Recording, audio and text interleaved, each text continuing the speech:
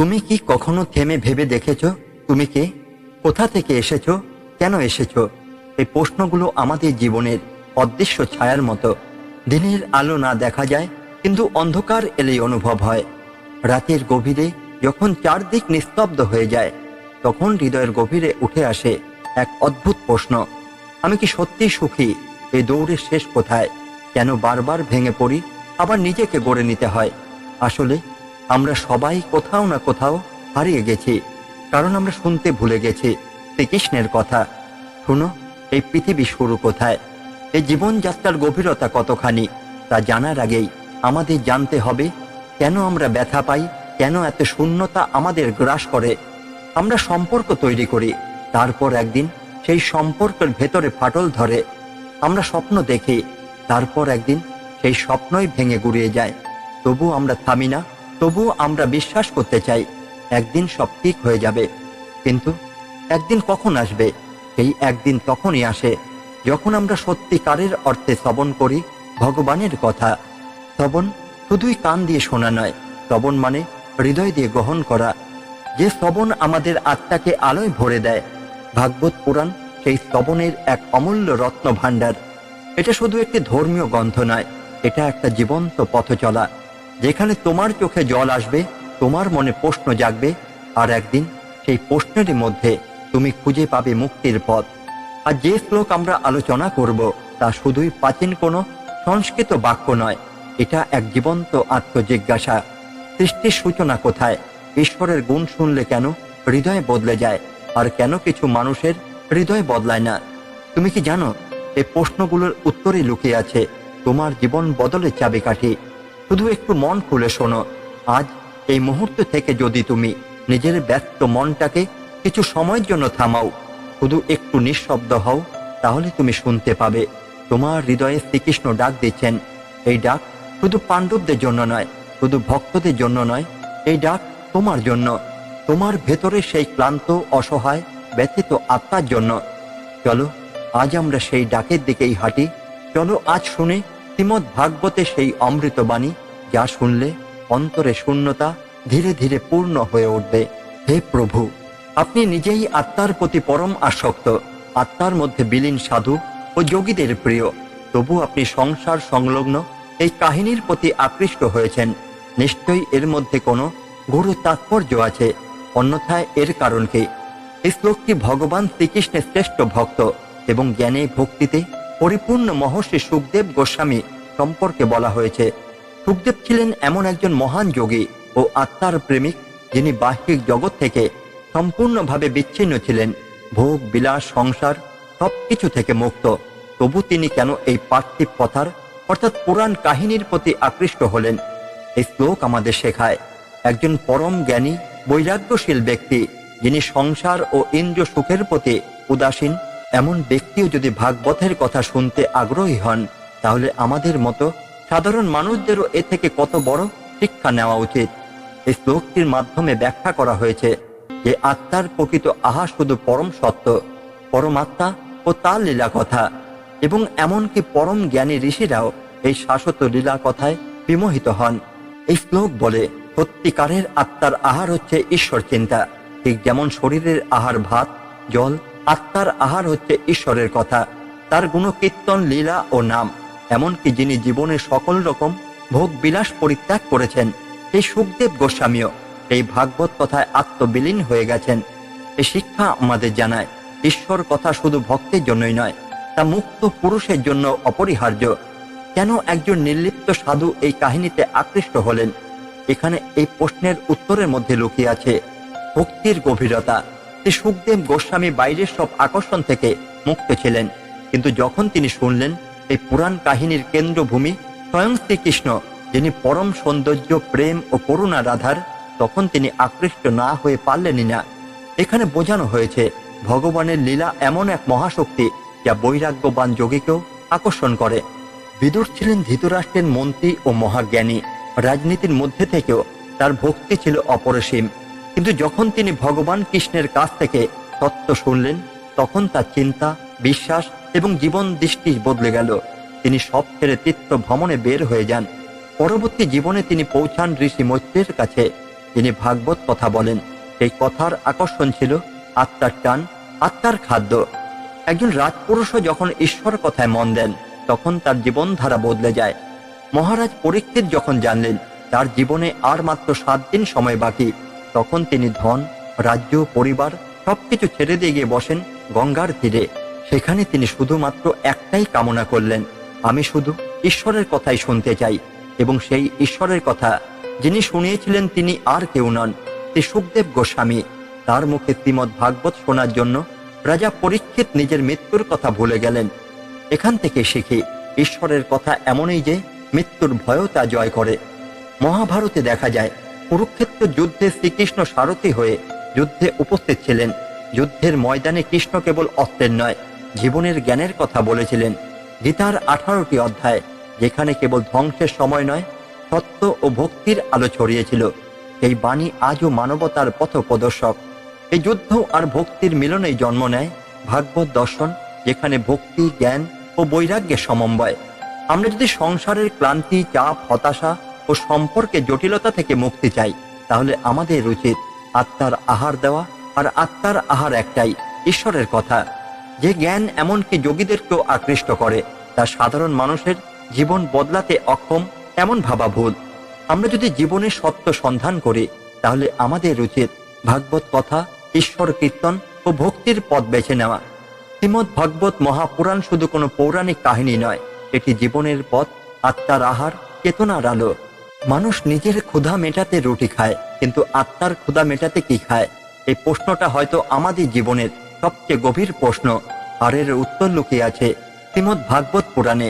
লুকিয়ে আছে সেই স্থানে যেখানে এমনকি সমস্ত সংসার বিমুখ তপস্বীও আকৃষ্ট হয়ে পড়েন ভগবানের লীলার প্রতি। কেন জানেন? কারণ আত্মার আহার শুধুই ঈশ্বর কথা। কেবলমাত্র ভগবানের নাম, গুণ, রূপ, লীলাই আত্মাকে শান্তি দেয়। সুখদেব গোস্বামী, যিনি মায়ার মোহ পেরিয়ে জন্ম থেকে সংসার ত্যাগ করেছিলেন, তিনিও যখন প্রথম শুনলেন ভগবানের কথা, তখন তার অন্তরে আলোড়ন শুরু হয়। তিনি থেমে গেলেন, শুনতে লাগলেন। আর সেই শোনাতেই সৃষ্টি হলো শ্রীমদ্ ভাগবত মহাপুরাণ। কেন জানেন? কারণ আত্মা কখনো জগৎ দিয়ে তৃপ্তই হয় না, আত্মা শুধু ঈশ্বর দিয়ে তৃপ্ত হয়। ভক্তি শুধুই আবেগ নয়, এটা আত্মার স্বরূপ। আজকের মানুষ খুব ব্যস্ত, তার সময় নেই। মোবাইল আছে, স্ক্রিন আছে, বিল আছে, চিন্তা আছে, কিন্তু শান্তি নেই। কারণ সে আত্মার দিকে তাকায় না। সে জানেই না তার ভেতরের আমিটি কার দিকে তাকিয়ে আছে। দিনের পর দিন ক্ষুধার্ত হয়ে আছে, ঈশ্বর কথা শোনার জন্য পিপাসিত হয়ে আছে। এই আত্মা আমাদের সবার ভেতরে আছে এবং এটাই চায় একটু শ্রবণ, একটু ভাগবতের কথা, একটু কৃষ্ণ নাম। মহাভারতের আলোকে এই সত্যটি বুঝতে পারি আরো গভীরভাবে। মহারাজ পরীক্ষিত যখন জানতে পারলেন তার জীবনের সময় মাত্র 7 দিন, তখন তিনি আর কিছুই চাইলেন না। তিনি বললেন, আমি আর কিছুই শুনতে চাই না, শুধু ভগবানের কথা শুনতে চাই। এমনকি তার মতো রাজাও বুঝতে পেরেছিল মৃত্যুর আগে এমনকি জীবনের মাঝেও আত্মার শান্তি দরকার, আর সেটি আসে শুধুই ভাগবতের শ্রবণে। এই কারণে সুখদেব গোস্বামী, যিনি এত বড় তপস্বী, যোগী, সংসার বিমুখ, তিনিও শ্রবণ করলেন সেই কথা, যে কথা ভগবানের। এইখানেই বোঝা যায় ভাগবত শুধুমাত্র মোক্ষ বা দুঃখ নিবারণের উপায় নয়, এটি আত্মার আহার, আত্মার আত্মীয়। সংসারে থেকেও ভাগবতের পথ সহজ কিন্তু গভীর। আপনি সংসারে থাকুন, চাকরি করুন, সন্তান লালন পালন করুন, কিন্তু দিন শেষে যদি একটু কৃষ্ণ নাম মনে রাখেন, একটু শ্রীমদ্ ভাগবতের কথা কানে তুলে নেন, তাহলে দিনটা আর সেই আগের মতো ভারী থাকে না। আপনি টের পাবেন একটা অদ্ভুত প্রশান্তি ভেসে আসে হৃদয়ে। আপনি বুঝবেন আত্মার কিছুটা ক্ষুধা আজ মিটেছে। বদলে যান ভাগবতের আলোয়। ভাগবতের কথা কেবল শ্রবণ করার বিষয় নয়, এটা পরিবর্তনের শক্তি। কেউ যখন সত্যি কৃষ্ণের কথা হৃদয়ে ধারণ করেন, তার মুখমণ্ডল বদলে যায়, তার আচরণ বদলে যায়। একজন রাগী মানুষ শান্ত হয়ে যায়, একজন হতাশ মানুষ আশায় ভরে ওঠে, একজন আত্মহত্যা করতে চাওয়া ব্যক্তি জীবনের মূল্য খুঁজে পান। শ্রীমদ্ ভাগবতের এই এক আশ্চর্য গুণ, এটি আপনার বাহ্যিক পরিস্থিতি না বদলালেও আপনার অভ্যন্তরণ বদলে দেয়। আপনার ভেতরে সেই গভীর শূন্যতা পূর্ণ করে ঈশ্বর প্রেম দিয়ে। আজ আমরা জানি কিভাবে রোবট বানাতে হয়, কিন্তু জানি না কিভাবে অন্তরকে নির্মল করতে হয়। আমরা চাঁদে যেতে চাই, কিন্তু হৃদয়ের ভেতরে আলো আনতে পারি না। কেন? কারণ আমাদের ভেতরে আলো এখনো ঈশ্বরের কথা শুনতেই পাইনি। এই ভাগবতে সেই আলো, এই ভাগবতে সেই দরজা, যেখানে ঢুকলে আত্মা হাঁপ ছেড়ে বাঁচে এবং বলে, এবার আমি আমার গন্তব্যে এলাম। এবার নিজেকে প্রশ্ন করুন, আপনার ভিতরে কি এমন একটা শূন্যতা আছে যা কোনো চাকরি, টাকা, প্রেম বা মানুষ পূরণ করতেই পারছে না? তাহলেই জানবেন এটা আত্মার শূন্যতা, এবং সেই শূন্যতা পূরণ হবে শুধু ভাগবতের আলোয়। আজ রাতেই 5 মিনিট সময় বের করে কৃষ্ণ নাম বলুন। 5 মিনিট চোখ বন্ধ করে ভাবুন, আপনি কে? আপনার এই দেহ নশ্বর, কিন্তু আত্মা অমর, এবং সে চায় শোনাতে ঈশ্বরের কথা, স্রেফ শোনাতে। এই শ্রবণই আপনার মুক্তির সেতু। এই শ্রবণই সেই আলো যা আপনাকে ফিরিয়ে আনবে নিজের কাছে, ঈশ্বরের কাছে। এখনো দেরি হয়নি, আজই শুরু করুন। একটি শ্লোক দিয়ে শুরু করুন, একটি নাম, কৃষ্ণ, একটি বিশ্বাস, একটি জীবন আত্মার জন্য। এই সৃষ্টির উৎসকে কোথা থেকে জন্ম নিয়েছে এই সমস্ত বেদ, মন্ত্র, যজ্ঞ ও ধর্মীয় আচরণ? সেই কে যার গুণগান শ্রবণ করলে একজন মানুষ জগৎ থেকে বিমুখ হয়?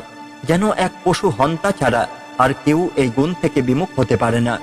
জীবনের একটি সত্য যা আমরা যতই অস্বীকার করি ততই সে গোপনে আমাদের বুকে গেঁথে থাকে।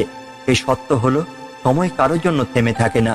সময় শুধু সামনে এগিয়ে যায়, তবে সেই সময়ের মধ্যেই কোথাও যেন লুকিয়ে থাকে এক অলৌকিক হাত, যে হাত আমাদের অদৃশ্যভাবে পরিচালনা করেছে এক গন্তব্যের দিকে, যেখানে সমস্ত প্রশ্নের উত্তর লুকানো। এই শ্লোক আমাদের বলে, সৃষ্টির মূল কোথায়? এই প্রশ্ন চিরকালীন। আমরা কোথা থেকে এলাম? এই বেদ, এই মন্ত্র, এই ধর্মীয় নিয়ম, এইসবের মূল কোথায়? উত্তর একটাই, সেই এক পরম সত্তা যার নাম শ্রী হরি, যার গুণ শুনলে মানুষের মন জগৎ থেকে বিমুখ হয়ে ঈশ্বরের পথে ঝুঁকে পড়ে। কিন্তু তবু অনেকেই বিমুখ হয় না কেন? কারণ শ্লোকে বলা হয়েছে, যে ব্যক্তি পশু হন্তার মতো নিষ্ঠুর মোহগ্রস্ত, সে ভগবানের গুণানুবাদ শুনেও বিমুখ হয়ে পড়ে।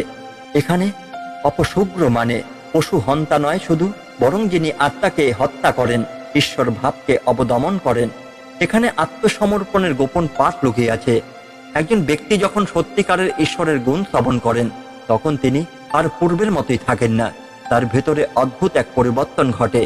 এই পরিবর্তনের একটি বিস্ময়কর উদাহরণ মহাভারতের এক চরিত্র বিদুর।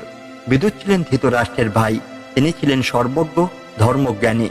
যখন দুর্যোধনের অন্যায়কে তিনি বারবার থামাতে চাইলেন এবং ব্যর্থ হলেন, তখন তিনি চলে গেলেন সবকিছু ত্যাগ করে। তার মন ভরে উঠেছিল ঈশ্বর ভাবনায়, এবং সেই বিদুর পরবর্তীতে গিয়ে সাক্ষাৎ করলেন ঋষি মৈত্রের সঙ্গে। আর এখানেই তিনি শুনলেন শ্রীকৃষ্ণের মহিমা। তার ভেতরে সকল দুঃখ দূর হয়ে গেল কেবল শুনলেন ভগবানের কথা। কান দিয়ে হৃদয়ে ঢুকে পড়ল ঈশ্বর। যেমন জলের উপর পড়লে ধীরে ধীরে ঢেউ ছড়িয়ে পড়ে, তাহলে কি শুধু শোনাই যথেষ্ট? হ্যাঁ, যদি অন্তরে থাকে গ্রহণযোগ্যতা। এই শ্লোক বোঝায়, শোনো, কিন্তু মন খুলে শোনো, গভীরতা দিয়ে শোনো, নইলে সেই শ্রবণ শুধুই শব্দ, অর্থহীন শব্দ। একজন মাদকের আসক্ত ব্যক্তিকে যদি গীতার শ্লোক পড়তে বলা হয়, হয়তো সে মুখস্থ করতে পারবে, কিন্তু যদি হৃদয়ে বদল না হয়, তাহলে সেই শ্লোক তার কাছে শুধুই শব্দ রাশি। এখানেই বোঝা যায়, ঈশ্বরের গুণ শ্রবণের পরেও যদি হৃদয় না বদলায়, তাহলে আমাদের ভেতরে এখনো সেই পশুত্বই রয়ে গেছে, যা আমাদের বিমুখ করে রাখে ঈশ্বরের পথ থেকে। আজও কি আমরা শোনার চেষ্টা করছি, নাকি কানে এলেও মন সেখানে নেই? আজ মানুষ জ্ঞান খোঁজে, কিন্তু আত্মজ্ঞান নয়। আজ মানুষ অনুসন্ধান করে কিভাবে সুখ পাওয়া যায়, কিন্তু কেউ অনুসন্ধান করে না কিভাবে আত্মা মুক্ত হয়। আর সেই মুক্তির প্রথম ধাপ শ্রবণ, ভাগবতের কথা শোনা, শ্রীকৃষ্ণের গুণ শুনে হৃদয়কে উজ্জ্বল করা। এই শ্লোক আমাদের শেখায়, সবকিছুর মূল ঈশ্বর। আপনি আজ যেটা বিশ্বাস করেন সেটা যদি সত্য হয়, তাহলে ঈশ্বর সেখানেই থাকবেন। আর যদি বিশ্বাসে ঈশ্বর না থাকে, তাহলে সেটি শূন্য বিশ্বাস। তখন আপনি যতই ধর্মীয় আচরণ করুন, মন্ত্র জপুন, তবু আত্মা তৃপ্ত হবে না। এই কারণে শ্লোকে বলা হলো, যে ব্যক্তি ঈশ্বরের গুণানুবাদ শুনে ত্যাগ করতে পারে সংসারের মোহ, সেই প্রকৃত ভক্ত। আর যে পারে না, সে এখনো পশুত্বে ডুবে আছে। এবার নিজেকে প্রশ্ন করুন, আজ আপনি জীবনে অনেক কিছু শুনেছেন, সংবাদ, সমস্যা, অন্যদের কথা, অভিযোগ, কিন্তু আপনার আত্মা কবে শুনেছে কৃষ্ণের কথা? আপনার মন কবে শুনেছে সেই নাম, যার মধ্যে লুকিয়ে আছে সমস্ত ক্লান্তির মুক্তি? ভাগবতের প্রথম স্কন্ধ এই শ্লোক দিয়ে যেন আমাদের জাগিয়ে তোলে, শোনো প্রাণ খুলে, শোনো মন দিয়ে শোনো, কারণ সেই শুনতেই আত্মার গন্তব্য। আপনার অন্তরের ভেতরে যে শান্তি আপনি খুঁজে পাচ্ছেন না, তাকে জাগাতে হবে কৃষ্ণের গুণানুবাদের আলোয়। কৃষ্ণের নাম শুনলে আত্মা উঠে দাঁড়ায়। আজই শুরু করুন। দিনে 5 মিনিট কানে তুলুন হরে কৃষ্ণ। রাতে ঘুমানোর আগে 5 মিনিট পড়ুন একটি শ্লোক। আপনার ভেতরের অন্ধকার নিজেই আলো হয়ে উঠবে, জীবন বদলে যাবে ধীরে ধীরে। এই কথার মধ্যে নিহিত আছে মুক্তির সোপান। ভাগবতের প্রতিটি শ্লোক যেন এক একটি জীবন্ত মন্ত্র। এগুলো শুধু অতীতের কথাই বলে না, আজও এই বর্তমান সময়ও এগুলো আমাদের চেতনার দরজা খুলে দেয়। আজ আমরা যা আলোচনা করলাম, এই 13 নম্বর শ্লোকটি হয়তো কাগজে কলমে ছোট, কিন্তু এর গভীরতা এমন যেন এক মহা সমুদ্র, যেখানে ঈশ্বরের গুণানুবাদ কেবল শ্রবণ করলেই মানুষের অন্তর শুদ্ধ হয়, মন শান্ত হয়, আর হৃদয় এক অলৌকিক আলোতে ভরে ওঠে।